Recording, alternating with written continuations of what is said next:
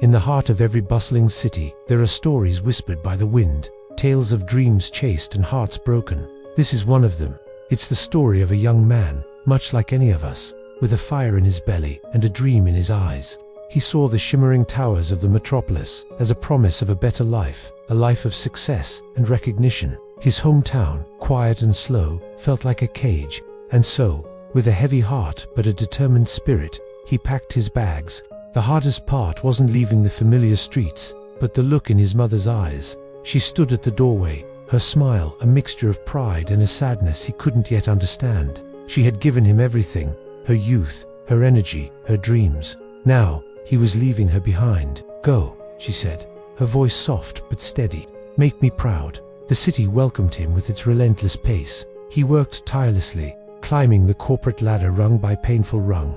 Days bled into nights, and weeks turned into years. Phone calls home became shorter, visits less frequent. He sent money, expensive gifts, anything to fill the growing distance. He told himself it was for her, that his success was her success. He built an empire of glass and steel. His name echoed in boardrooms and whispered at lavish parties. He had everything he ever wanted. The penthouse apartment with a view that could steal your breath away. The respect of his peers, a life of luxury. He had won the race he set out to run. But in the quiet moments, when the city lights blurred into a watercolor painting outside his window, a strange emptiness would creep in.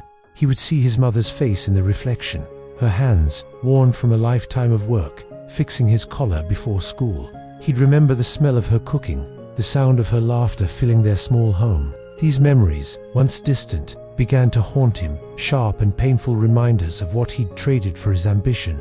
One day, a wave of profound unease washed over him. He couldn't shake it. He booked the first flight home. The gifts he bought, feeling hollow and meaningless in his hands. The journey back was a blur of fragmented memories and a tightening knot of dread in his stomach. He drove down the familiar streets, which now seemed smaller, quieter.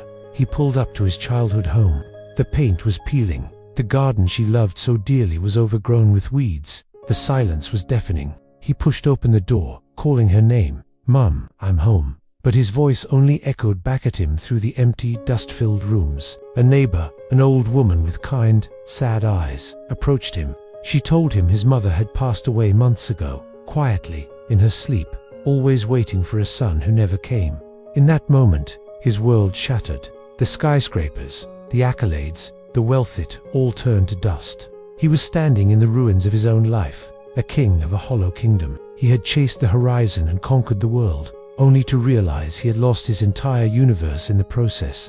His success was a monument to his failure, a cold, solitary reminder that some treasures, once lost, can never be reclaimed. He stood there, a lonely figure against the backdrop of his empty achievements, finally understanding the true cost of his dream.